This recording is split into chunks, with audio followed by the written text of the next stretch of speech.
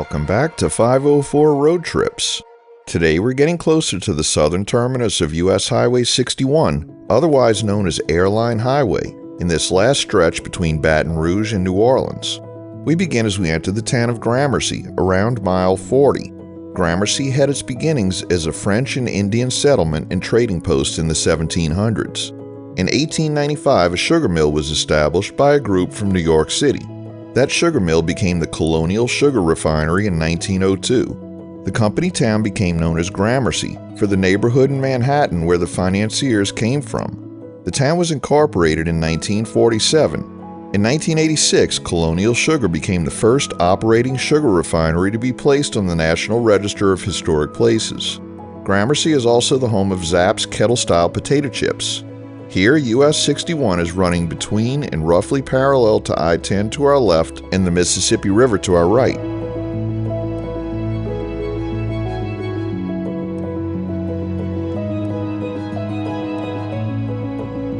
Louisiana Highway 641 crosses Airline here, connecting to I-10 3.5 miles to the left and to the Gramercy Veterans Memorial Bridge over the Mississippi River about 2 miles to the right.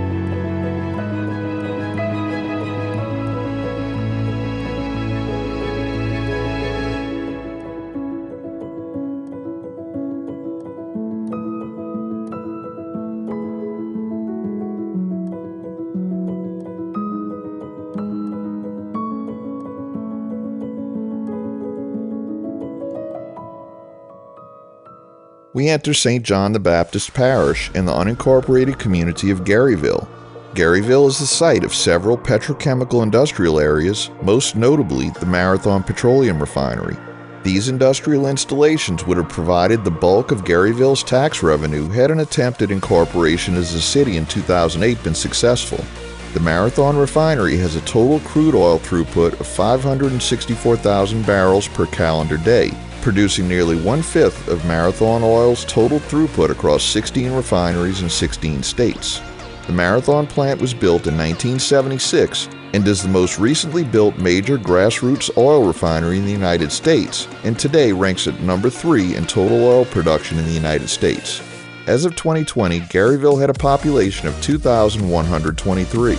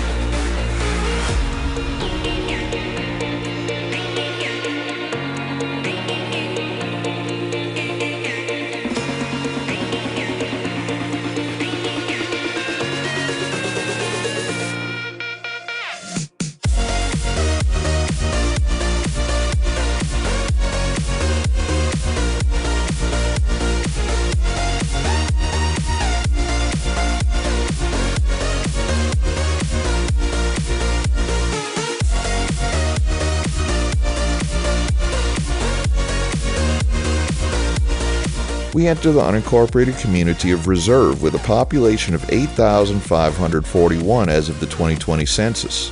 The town was originally called Bonnie Carey, but was changed for unknown reasons to Reserve by local businessman Leon Gotcho in the late 1800s. Gotcho owned 12 plantations throughout the area and was known as the Sugar King of the South. Gotcho also manufactured clothing and founded the locally famous Gotcho's department store in the 800 block of Canal Street in New Orleans. On the left, a Grumman F-11 Tiger aircraft, Blue Angel No. 6, is on display at the entrance to the Port of South Louisiana Executive Regional Airport. The aircraft experienced a flameout on takeoff at an air show at NAS New Orleans in Belchase in 1967 and landed on its belly beyond the end of the runway. The damage was repairable, but the Navy wrote it off as a total loss, leaving it at the air station.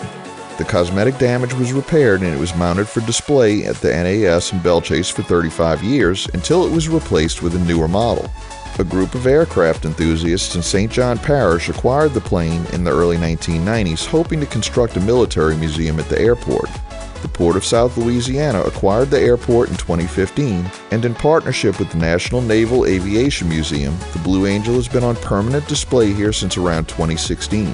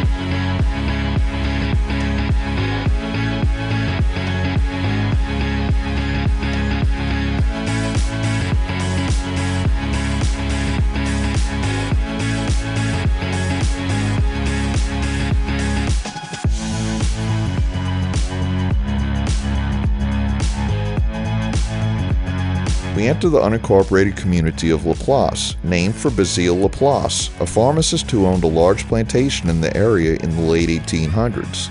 In 1883, he allowed the New Orleans and Baton Rouge Railroad to cut through his land, and a depot was named for him.